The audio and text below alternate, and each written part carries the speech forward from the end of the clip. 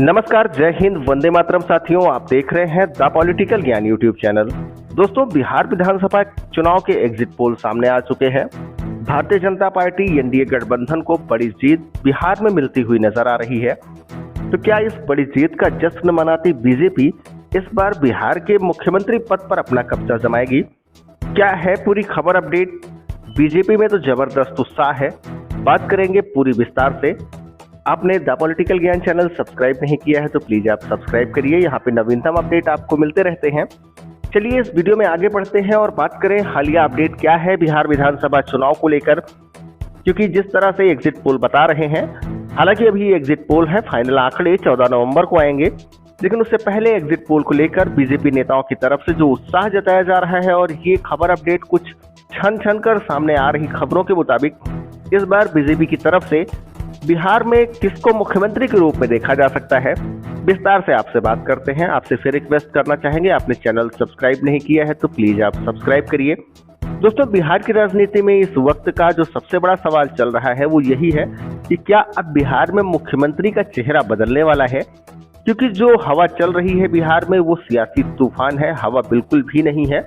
आपको बता दें, अभी कुछ दिनों पहले बिहार विधानसभा चुनाव के बीच ही अमित शाह ने कहा था कि हम सम्राट चौधरी को बड़ा आदमी बनाएंगे, और ये बात यूं ही नहीं कही गई थी। जी हाँ, इस वाक्य के पीछे बीजेपी की वो पूरी राजनीतिक चाल छिपी थी जो पूरे विधानसभा चुनाव के बीच में बिहार में बीजेपी ने छिपा कर रखा था।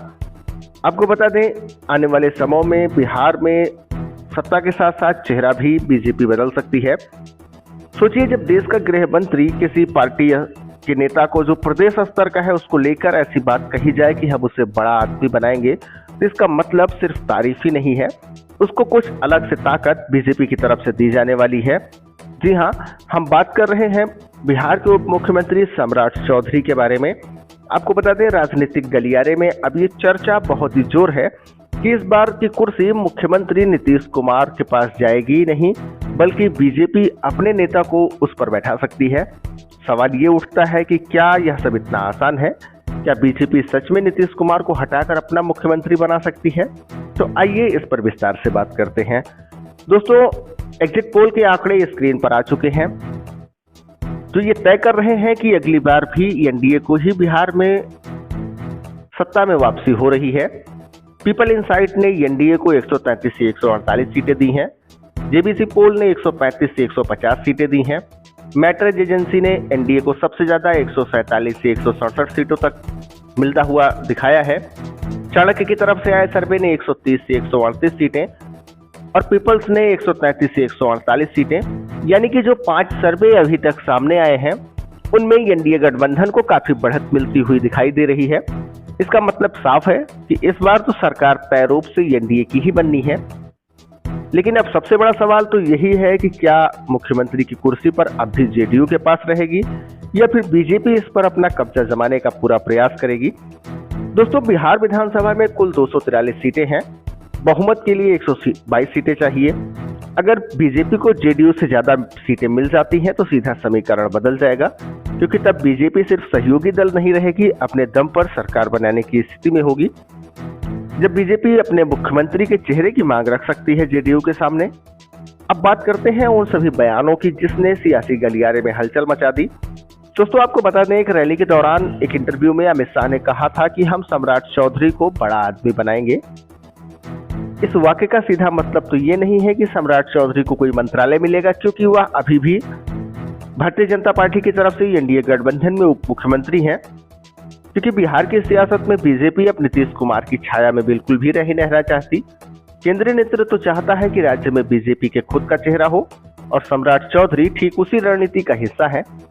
सम्राट चौधरी का राजनीतिक कद पिछले कुछ सालों में लगातार तेजी से बढ़ा है। वह डिप्टी सीएम रह चुके हैं, कुर्मी समाज से आने वाले हैं, जो बिहार के कई इलाकों में निर्णायक वोट बैंक की भूमिका में रहता है।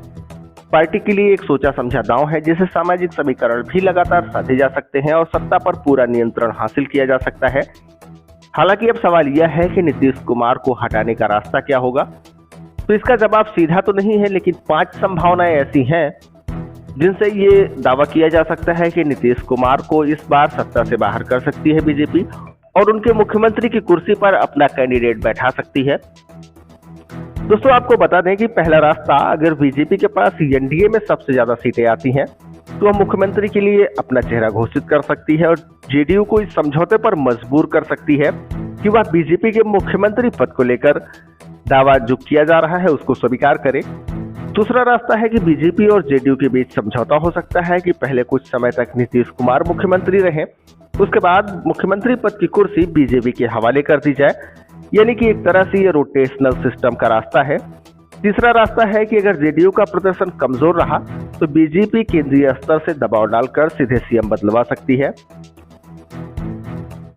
और चौथा रास्ता गवर्नर के कॉन्स्टिट्यूशनल रूल का है, जिसमें जिस पार्टी को सबसे ज्यादा बहुमत मिलता है सबसे पहले उसे ही सरकार बनाने के लिए आमंत्रित किया जाता है। जो पार्टी या गठबंधन बहुमत दिखा देगी वही सरकार बनाएगी, लेकिन अगर बीजेपी के पास सबसे ज्यादा विधायक है तो मुख्यमंत्री का पद पर उसी का दावा बन जाएगा। और पांचवा रास्ता है कि पार्टी भीतर से बदलाव का फैसला ले और नीतीश खुद ही पीछे हट जाए, क्योंकि उम्र और राजनीतिक थकान अब उनके चेहरे पर साफ तौर पर दिखाई देती है। नीतीश कुमार 74 साल के हो चुके हैं और पिछले कुछ वर्षों में उनकी राजनीतिक पकड़ भी कमजोर पड़ी है। ऐसे में बीजेपी को अपनी रणनीति लागू करने का बड़ा मौका इसी वक्त पर मिल सकता है। अब दोस्तों ये तो रही जो राजनीतिक संभावनाएं जो आने वाले समय में बिहार में हो सकती हैं, लेकिन इसमें भी बीजेपी के लिए जोखिम है। अगर बीजेपी खुलकर नीतीश कुमार के खिलाफ जाती है तो जेडीयू के टूटने और गठबंधन के अस्थिर होने का खतरा भी बढ़ जाता है। और यही कारण है कि आप देखेंगे सम्राट चौधरी खुद सार्वजनिक रूप से कहते हैं कि पोस्ट खाली नहीं है, नीतीश हमारे नेता हैं, लेकिन असल सियासत में यही बयान सबसे गहरे संदेश छुपाए बैठा है। क्योंकि राजनीति में जब कोई नेता बार बार कहे कि पद खाली नहीं है तो इसका मतलब यह होता है कि कोई न कोई उस पद की तरफ नजर जरूर रखे है। अब आपके लिए सोचने वाली बात है कि अगर एनडीए भारी बहुमत से जीतता है और बीजेपी का प्रदर्शन जेडीयू से बेहतर रहता है तो मुख्यमंत्री कौन बनेगा, इसका फैसला कौन करेगा? सीधा जवाब है बीजेपी का केंद्रीय नेतृत्व और वहीं से बिहार की सियासत का अगला चेहरा तय होगा। अमित शाह का बयान इस पूरे परिदृश्य का संकेत माना जा रहा है। उनका सम्राट चौधरी को लेकर दिया गया बड़ा बयान की बड़ा आदमी बनाएंगे, ये कहना दरअसल बीजेपी की लॉन्ग टर्म प्लानिंग का हिस्सा है। क्योंकि बीजेपी अब बिहार में सिर्फ सत्ता में साझेदारी नहीं बल्कि पूरी की पूरी सत्ता ही चाहती है। नीतीश कुमार ने पिछले सालों तक बीजेपी के साथ और खिलाफ दोनों तरह की राजनीति की है, लेकिन अब पार्टी ये मान चुकी है कि बिहार में अस्थायी स्थिरता तभी आएगी जब सरकार पर पूरी तरह से बीजेपी का नियंत्रण हो। और अब राजनीतिक गलियारे में ये चर्चा है कि अगली सरकार एनडीए की तो होगी, लेकिन उसका चेहरा बीजेपी का ही होगा। अब ये फैसला कब और कैसे होगा ये तो वक्त बताएगा, पर इतना तय माना जा रहा है कि बिहार की सत्ता में अब बीजेपी सिर्फ नंबरों से नहीं बल्कि नैरेटिव से भी काफी आगे बढ़ चुकी है। अब आप बताइए कि नीतीश कुमार को एक बार फिर मुख्यमंत्री बनना चाहिए या फिर वक्त आ गया है भारतीय जनता पार्टी मुख्यमंत्री के रूप में अपना चेहरा बिहार में पेश करे? आप अपनी क्या राय रखते हैं कमेंट बॉक्स में जरूर बताइए। इसी तरह के और भी नवीनतम अपडेट आपको द पॉलिटिकल ज्ञान चैनल पर मिलते रहेंगे। ऐसे में आपसे रिक्वेस्ट है, आपने अभी तक द पॉलिटिकल ज्ञान चैनल